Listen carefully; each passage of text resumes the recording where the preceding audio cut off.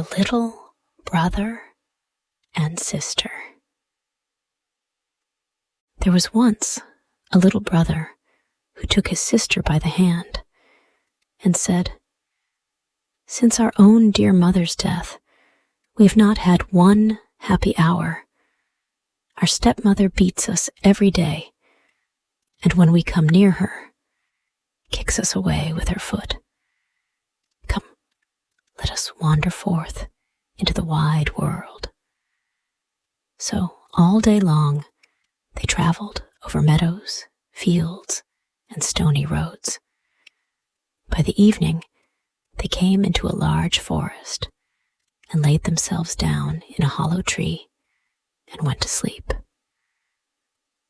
When they awoke the next morning, the sun had already risen high in the heavens, and its beams made the tree so hot that the little boy said to his sister, "I am so very thirsty that if I knew where there was a brook, I would go and drink.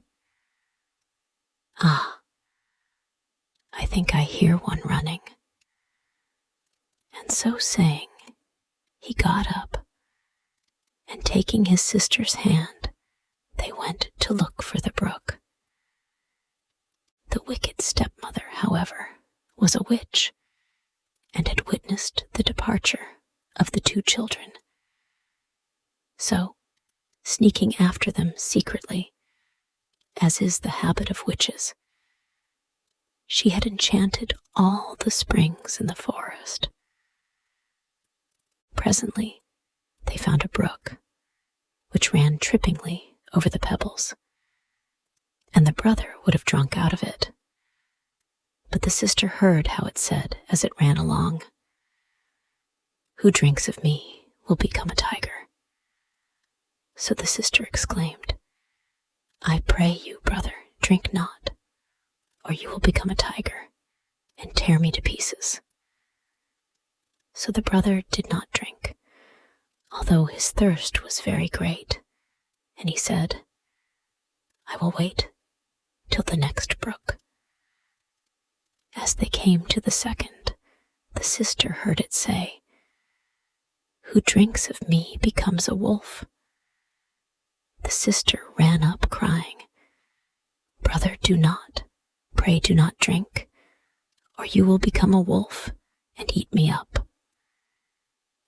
Then the brother did not drink, saying, "I will wait until we come to the next spring, but then I must drink. You may say what you will. My thirst is much too great." Just as they reached the third brook, the sister heard the voice saying, "Who drinks of me will become a fawn. Who drinks of me will become a fawn."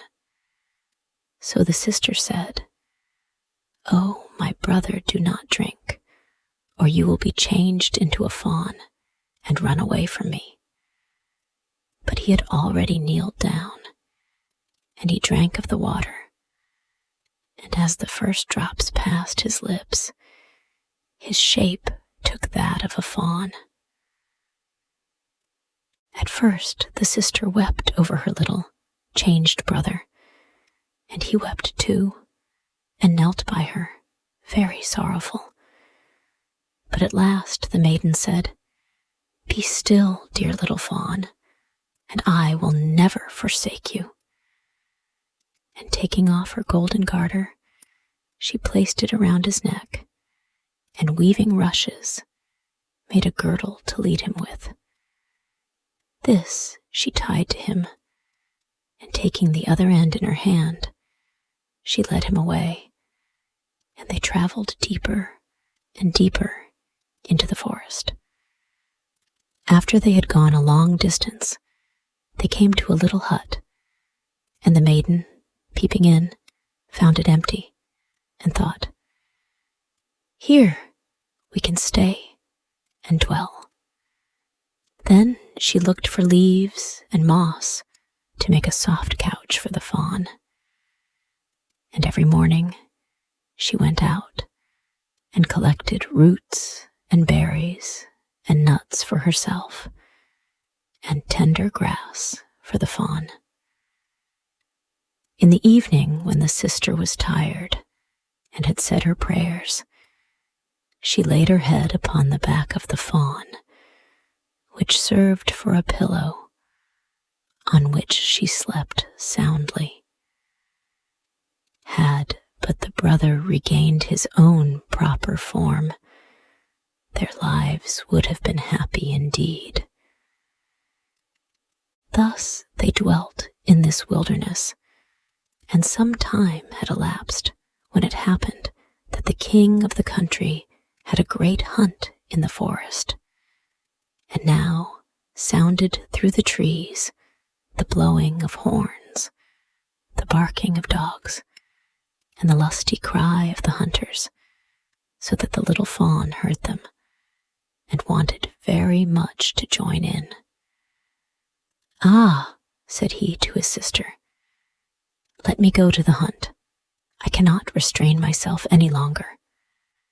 And he begged so hard that at last she consented. "But," she told him, "return again in the evening, for I shall shut my door against the wild huntsman, and that I may know you, do you knock and say, 'Sister dear, let me in,' and if you do not speak, I shall not open the door." As soon as she had said this, the little fawn sprang off quite glad and merry in the fresh breeze. The king and his huntsmen perceived the beautiful animal and pursued him, but they could not catch him, and when they thought they certainly had him, he sprang away over the bushes and got out of sight. Just as it was getting dark, he ran up to the hut and, knocking, said, "Sister mine, let me in." Then she unfastened the little door, and he went in and rested all night long upon his soft couch. The next morning, the hunt was commenced again, and as soon as the little fawn heard the horns and the tally-ho of the sportsmen, he could not rest, and said, "Sister dear, open the door. I must be off." The sister opened it, saying, "Return at evening, mind, and say the words as before." When the king and his huntsmen saw him again, the fawn with the golden necklace, they followed him close, but he was too nimble and quick for them. The whole day long they kept up with him, but towards evening the huntsmen made a circle around him, and one wounded him slightly in the hinder foot, so that he could run, but slowly. Then one of them slipped after him to the little hut, and heard him say, "Sister dear, open the door," and saw that the door was opened and immediately shut behind him. The huntsman, having observed all this, went and told the king what he had seen and heard, and he said, "On the morrow I will pursue him once again." The sister, however, was terribly afraid when she saw that her fawn was wounded, and washing off the blood, she put herbs upon the foot and said, "Go and rest upon your bed, dear fawn, that your wound may heal." It was so slight that the next morning he felt nothing of it, and when he heard the hunting cries outside, he exclaimed, "I cannot stop away. I must be there, and none shall catch me so easily again." The sister wept very much and told him, "Soon will they kill you, and I shall be here alone in this forest, forsaken by all the world. I cannot let you go." "I shall die here in vexation," answered the fawn, "if you do not. For when I hear the horn, I think I shall jump out of my skin." The sister, finding she could not prevent him, opened the door with a heavy heart, and the fawn jumped out, quite delighted, into the forest. As soon as the king perceived him, he said to his huntsman, "Follow him all day long till the evening, but let no one do him any harm." Then, when the sun had set, the king asked his huntsman to show him the hut. And as they came to it, he knocked at the door and said, "Let me in, dear sister." Upon this, the door opened, and stepping in, the king saw a maiden more beautiful than he had ever beheld before. She was frightened when she saw not her fawn, but a man enter, who had a golden crown upon his head. But the king, looking at her with a kindly glance, held out to her his hand, saying, "Will you go with me to my castle and be my dear wife?" "Oh, yes," replied the maiden, "but the fawn must go too. Him I will never forsake." The king replied, "He shall remain with you as long as you live, and shall never want."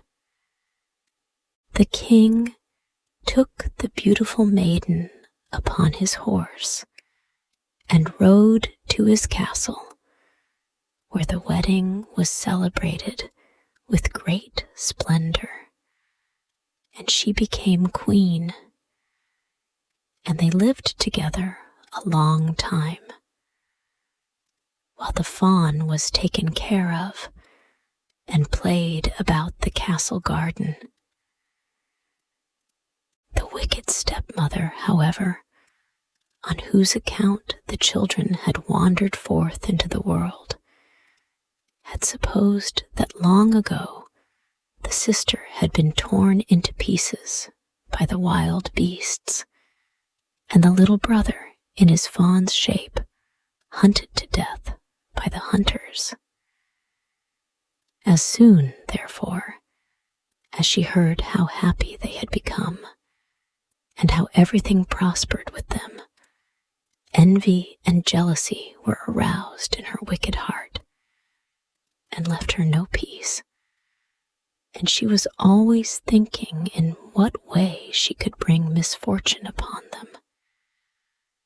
Her own daughter, who was as ugly as night, and had but one eye, for which she was continually reproached, said, "The luck of being a queen has never happened to me." "Be quiet now," replied the old woman, "and make yourself contented. When the time comes, I will help and assist you." As soon, then, as the time came when the queen gave birth to a beautiful little boy, which happened when the king was out hunting, the old witch took the form of a chambermaid and got into the room where the queen was lying, and said to her, "The bath is ready, which will restore you and give you fresh strength. Be quick before it gets cold." Her daughter being at hand, they carried the weak queen between them into the room and laid her in the bath, and then, shutting the door, they ran off. But first, they made up an immense fire in the stove, which must soon suffocate the poor young queen. When this was done, the old woman took her daughter, and putting a cap upon her head, laid her in the bed in the queen's place. She gave her, too, the form and appearance of the real queen, as far as she was able. But she could not restore the lost eye, and, so that the king might not notice it, she turned her upon that side where there was no eye. When midnight came, and everyone was asleep, the nurse, who sat by herself, wide awake near the cradle in the nursery, saw the door open and the true queen come in. She took the child in her arms and rocked it a while, and then, shaking up its pillow, laid it down in its cradle and covered it over again. She did not forget the fawn either, but going to the corner where he was, stroked his head, and then went silently out of the door. The nurse asked in the morning of the guards if anyone had passed into the castle during the night, but they answered, "No, we have not seen anybody." For many nights afterwards, she came constantly, but never spoke a word. And the nurse saw her always, but she would not trust herself to speak about it to anyone. When some time had passed away, the queen one night began to speak and said, "How fares my child? How fares my fawn? Twice more will I come, but never again." The nurse made no reply, but when she had disappeared, went to the king and told him. The king exclaimed, "Oh, mercy! What does this mean? The next night I will watch myself by the child." So in the evening he went into the nursery, and about midnight the queen appeared and said, "How fares my child? How fares my fawn? Once more will I come, but never again." And she nursed the child as she usually did, and then disappeared. The king dared not speak, but he watched the following night, and this time she said, "How fares my child? How fares my fawn? This time have I come, but never again." At these words the king could hold back no longer, but springing up, cried, "You can be no other than my dear wife." Then she answered, "Yes, I am your dear wife." And at that moment her life was restored by God's mercy, and she was again as beautiful and charming as ever. She told the king the fraud which the witch and her daughter had practiced upon him, and he had them both tried, and sentence was pronounced against them. The little fawn was disenchanted and received once more his human form, and the brother and sister lived happily together to the end of their days.